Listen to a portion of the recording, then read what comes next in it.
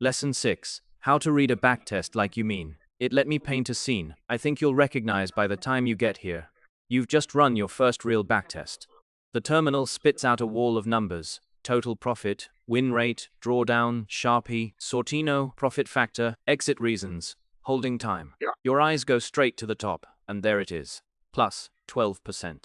You feel a little rush. You start imagining what 12% a month compounds to over a year. You are already half thinking about going live. Here is the problem. That 12% doesn't actually mean anything on its own. A strategy that returns 12% with 5 trades is a completely different animal from one that returns 12% with 300 trades. A strategy that returned 12% but spent half the backtest underwater might be unusable, even if the final number looks fine. A 12% return with a Sharpe of 0.4 is mostly luck. And a strategy that hit 12% because it tuned itself to one specific month will probably lose money the moment you turn it on for real. The point of this lesson is simple. The backtest report is not a verdict, it is a diagnosis.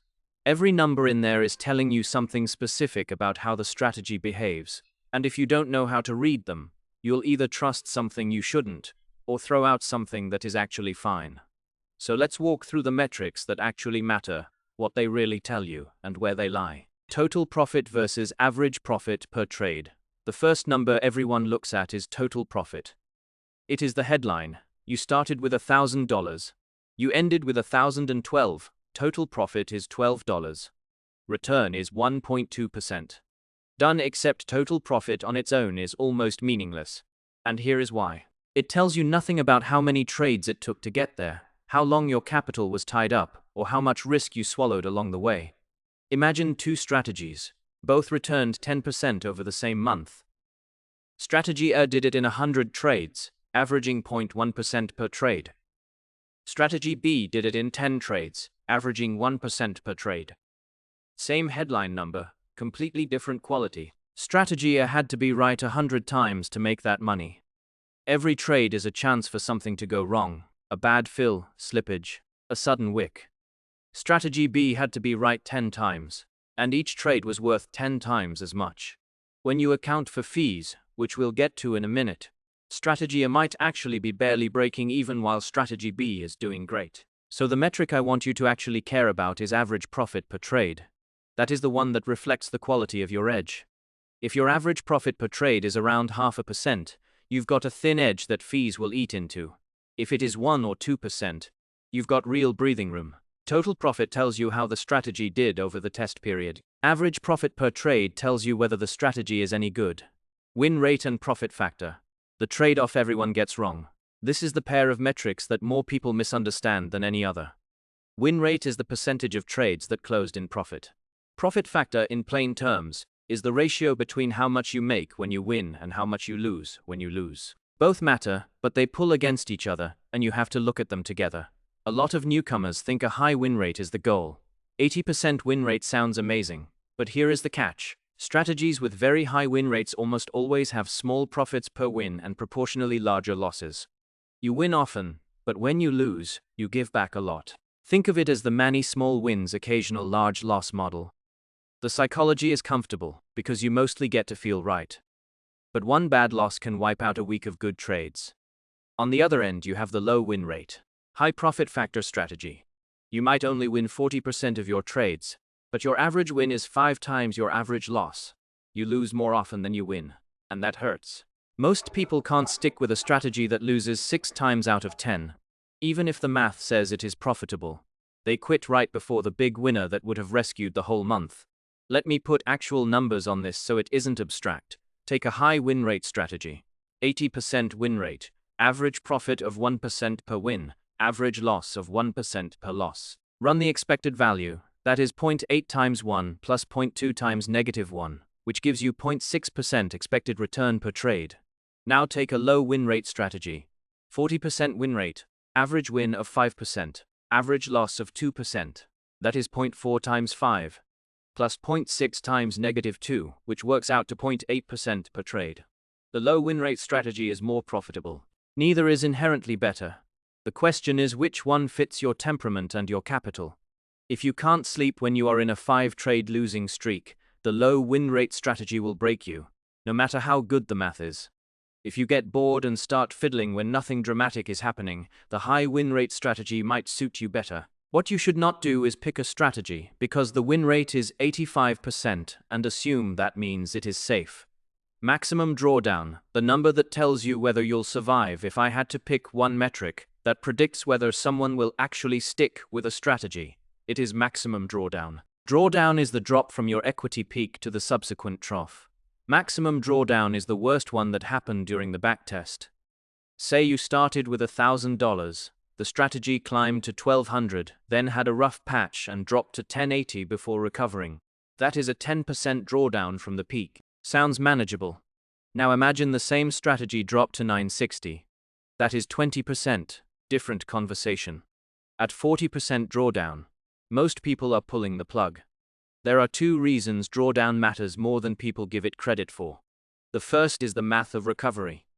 A 10% drawdown needs an 11% gain to break even. A 20% drawdown needs a 25% gain. A 50% drawdown needs a 100% gain. The deeper the hole, the disproportionately harder it is to climb out. A strategy that only lost 50% in a bad stretch needs to double your money just to get back to where you started. The second reason is psychological, and this is the one I want you to really hear. A backtest shows you the drawdown as a line on a chart. You see it for 2 seconds before moving on. Living through it is nothing like that. A 20% drawdown in real time, on real money, over weeks, is brutal. You watch the balance shrink every day. You start doubting the strategy, doubting yourself, wondering if the market has changed, wondering if you should turn the bot off. Most people crack well before the strategy recovers. So when you read a backtest, don't just check the drawdown number. Ask yourself honestly whether you could sit through it without touching anything. If the answer is no, the strategy is too aggressive for you, full stop. As a rough guide, under 5% drawdown is excellent, 5 to 10 is healthy, 10 to 20 is a yellow flag, and anything over 20 is a strategy that will eventually test your resolve in ways you might not pass. Sharpe and Sortino, risk-adjusted, returns. The next pair of metrics tries to answer a slightly different question. Given the return you got, how much risk did you take to get it? Because 10% return with smooth equity growth is not the same as 10% return earned through wild swings up and down. The Sharpe ratio is the standard measure. You take the strategy's return, subtract what you would have made risk-free, like in a savings account, and divide by the standard deviation of the returns. The idea is to penalize volatility. A high Sharpe means you got good returns without much bumpiness. A low Sharpe means you got those returns by riding a roller coaster. As a rule of thumb, a Sharpe above 3 is excellent. 2 to 3 is good. 1 to 2 is okay, but a bit rough. Below 1 means you took a lot of risk for the return, and below 0 means you would have done better doing nothing at all. Now Sharpe has a known quirk, which is that it penalizes all volatility, including upward volatility. But big upswings aren't really a problem, are they? We only really suffer the downswings. That is where the Sortino ratio comes in. It is the same idea, but it only counts downward volatility.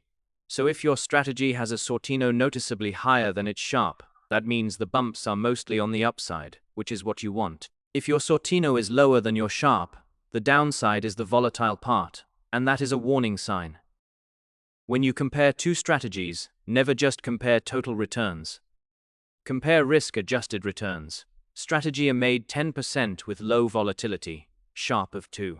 Strategy B made 15% with high volatility, Sharpe of 1.5. Strategy A is the better strategy. It got nearly the same result with far less risk. Strategy B might look more exciting, but it is more likely to give you a heart attack on the way to that extra 5%. Trade count and the slow death of fees. Now let's talk about the metric people ignore until it kills them. Trade count. Frequency sounds like a good thing. More trades, more opportunities, more profit, right? Not quite. Every trade costs money. On Binance Spot, with no discounts, you pay about 0.1% going in and 0.1% going out. So every complete trade, buy and sell, costs you 0.2% in fees before you've made anything. That sounds tiny until you do the math at scale. Imagine a high-frequency strategy doing 100 trades a month, averaging 0.5% profit per trade. 100 trades times 0.2% in fees is 20% gone to the exchange. Your gross profit was 50%. Your net is 30. 40% of your profit just evaporated on fees. Now a low-frequency strategy doing 10 trades a month, averaging 2% per trade. 10 trades times 0.2% is 2% in fees. Gross was 20. Net is 18. Fees took 10% of profit. Same kind of market, very different outcome. This is why average profit per trade matters so much. If your average profit is below 0.2%, you are losing money on every trade before slippage. Even at 0.3% average, you are keeping 0.1%. That is barely a business. The symptoms of overtrading are pretty consistent. More than 100 trades a month on a 5-minute time frame. Average profit under 0.3%. Fees eating more than 30% of gross profit. A long string of tiny wins and tiny losses that net out to almost nothing. If your backtest looks like this, what you actually have is a strategy that is laundering money to the exchange, not making money for you. What your exit reasons tell you about the strategy. This is one of my favorite parts of a Freqtrade backtest, and a lot of people skip right past it. The report breaks down every trade by why it exited. ROI take profit, exit signal, trailing stop, fixed stop loss, force exit. The distribution of those reasons is a diagnostic tool. It tells you what your strategy is actually doing under the hood, not just what it netted. A healthy strategy usually has a meaningful chunk of exits from ROI take profit, which means it is reaching its profit targets.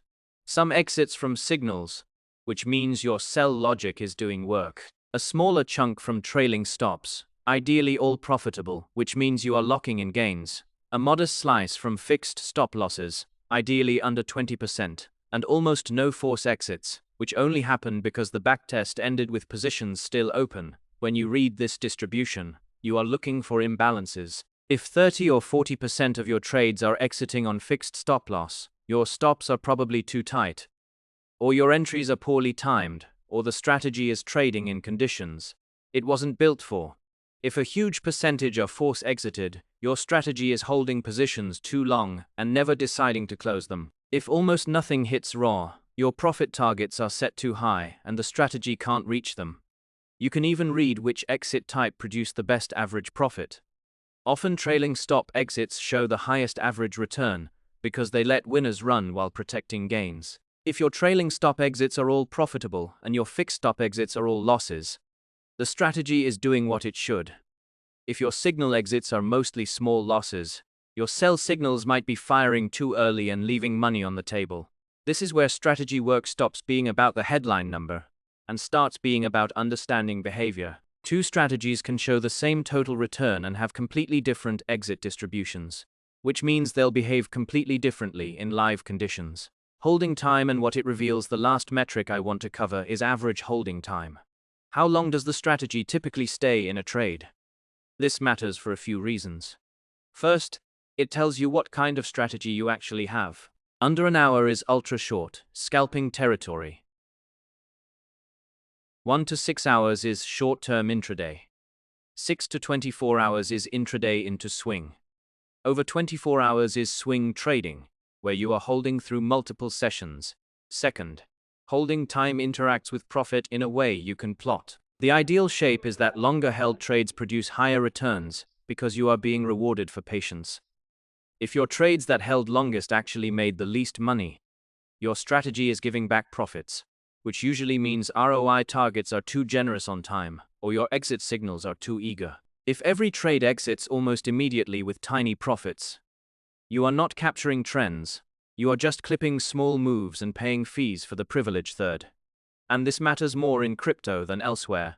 Long holds carry overnight risk. If you are holding positions through multiple sessions, you are exposed to gaps, news shocks, weekend illiquidity, and the open of major equity markets. Some strategies handle that fine. Others get shredded. If your average holding time drifts above 24 hours, you want to think about whether the strategy was designed for that, and whether you want to add a maximum holding time as a safety valve. The honest summary here is what I want you to take from this lesson, more than any specific number. The backtest report is not a score, it is a story. Every metric is a chapter. and they only make sense together. Total profit tells you nothing without average profit per trade.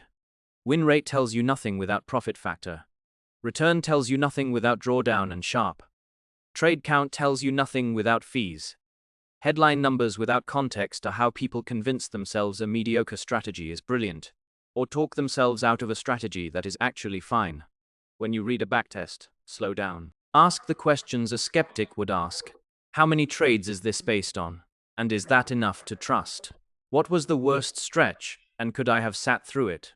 How much of the profit did fees eat? Where did the wins actually come from? Does the math hold up if the next month is nothing like the test period? And one more thing, which I'll keep saying throughout this course. A good backtest earns a strategy the right to be paper traded. It does not earn it the right to real money. Numbers on a historical report are the cheapest thing in the world.